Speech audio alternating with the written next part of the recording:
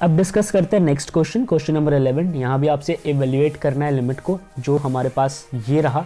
यहाँ पे लिमिट की जो वैल्यू x की वो 1 तक टेंड कर रही है और फंक्शन है हमारे पास ax² plus bx plus c divided by cx² plus bx plus c।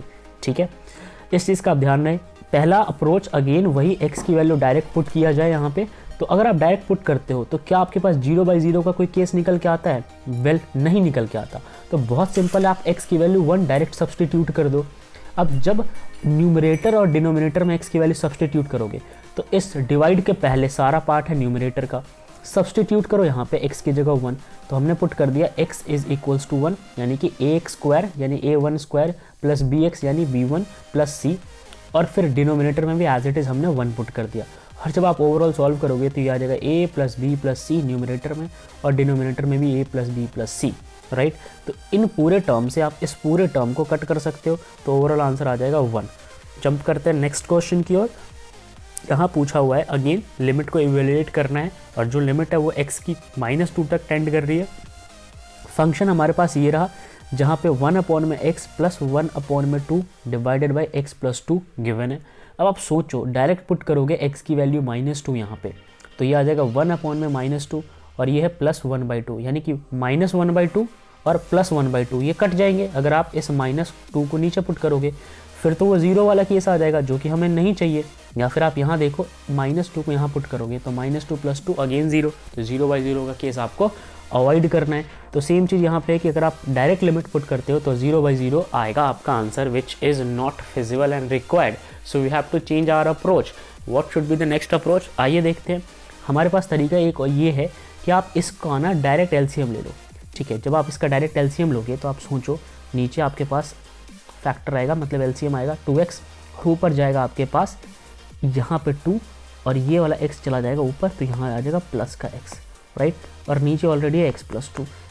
अब ध्यान से देखो ये 2 + x और x + 2 एक ही बात है, तो आप इसको कट कर लो। तो जब आप इसको कट करोगे, ये जब कट कर लोगे तो केवल आपके पास बचेगा 1/2x, राइट। आपके पास बचा 1/2x, जहाँ पे यहाँ भी सेम चीज़ किया हुआ है। अब आप क्या करोगे, आप इस 2x में ना x की लिमिट पुट कर दोगे। x की लिमिट क्या है? x की लिमिट है -2, तो आप यहाँ पे -2 पुट कर दो, राइट। जैसे ही आप -2 पुट करोगे आपके पास आंसर निकल के आएगा -1 डिवाइडेड बाई 4। चलिए नेक्स्ट क्वेश्चन डिस्कस करते हैं। बोला हुआ है कि गिवन लिमिट को इवेल्युएट करो। अब ये बहुत इंटरेस्टिंग क्वेश्चन है। यहाँ पे आपको एक फॉर्मूला सीखने को मिलेगा, पहले से भी आपको मालूम होगा। लिमिट देखते हैं क्या बोला हुआ है। देखो x को 0 तक टेंड करना है और sin ax divided by bx आपका फंक्शन है। ठीक है, हमें एक चीज़ तो बहुत अच्छे से पता है कि अगर साइन के केस में और tan के केस में, चलो हम साइन की बात करते हैं। अगर साइन के केस में जो यहाँ पे एंगल है, मान लीजिए एंगल a मानते हैं और नीचे फिर वही सेम चीज़ है, सेम टर्म है, तो इसका आंसर निकल के आता है 1 अगर लिमिट 0 तक टेंड कर रहा है देन। तो ऐसा हम बनाने की कोशिश करेंगे, फिलहाल तो नहीं है। अगर साइन का एंगल देखो तो x है, नीचे टर्म देखो तो bx है। तो आप एक काम कर सकते हो, आप यहाँ पे इस वाले को मल्टीप्लाई करा दो a से और डिवाइड करा दो a से। फ़ायदा क्या होगा, जब आप इसे मल्टीप्लाई कराओगे a से और डिवाइड कराओगे a से, तो ये नीचे a और x एक साथ आप कंसीडर कर लेना।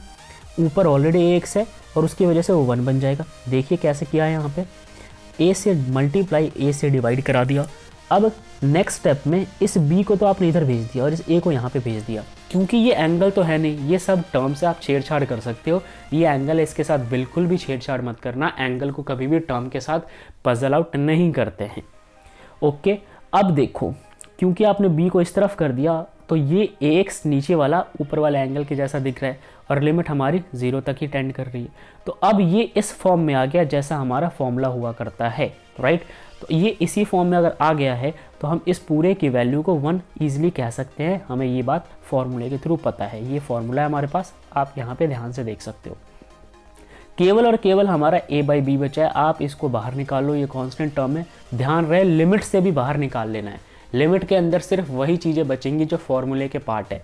सो ये फॉर्मूले का पार्ट नहीं है, इसको आप बाहर निकाल लो। अब देखो, अब यहाँ पे एंगल और नीचे वाला टर्म सेम है, ठीक है। तो आप इस चीज़ को 1 बोल लो। इस पूरे की जगह हमने 1 डाल लिया, लिमिट का खेल ख़त्म, क्योंकि लिमिट नहीं फिर इसको 1 बनाया है। अब यहाँ पे a बाई बी बचा है, उसको आप लिख लो, मल्टीप्लाई कराओ 1 से, आंसर a बाई बी रह जाएगा। आइए डिस्कस करते हैं नेक्स्ट क्वेश्चन, क्वेश्चन नंबर 14। इसके अंदर क्या बोला हुआ है, सेम क्वेश्चन है थोड़े से चेंजेस के साथ। ऊपर है साइन ax और नीचे है साइन bx। अगर आपके डिनोमिनेटर में यानी कि ऊपर के न्यूमरेटर के डिनोमिनेटर में ax मिल जाता तो ये टर्म 1 बन जाता, और नीचे के डिनोमिनेटर में अगर आपके पास bx मिल जाता तो ये टर्म 1 बन जाता। तो आइए हम कैसे इसे सॉल्व करेंगे देखते हैं। हम क्या करेंगे, मल्टीप्लाई करा देंगे ax और bx का न्यूमरेटर और डिनोमिनेटर में, ठीक है। तो देखो अब आप इस वाले में ax का मल्टीप्लाई और डिवाइड करा दो, तो ax का मल्टीप्लाई और x का डिवाइड कराया, और नीचे वाले में bx का मल्टीप्लाई bx का डिवाइड कराया। वैसे इन जनरल कोई फ़र्क नहीं पड़ेगा, लेकिन अगर आप इसको मैनिपुलेट कर दो, थोड़े से चेंजेस कर दो, तो आपका आंसर निकल के आ जाएगा। कैसे, देखो ये हो गया ना x डिवाइडेड बाई x, ये किसका फॉर्म बन गया, ये फॉर्म बन गया 1 वाले का, लिमिट के केस में 1 बन जाता है, और bx डिवाइडेड बाई bx ये भी 1 बन जाता है। जो एंगल है ऊपर, सेम टर्म आपको नीचे मिल रही है। तो हमें सिर्फ इस फॉर्म में बनाना था, इसके लिए हमने इतने चेंजेस किए।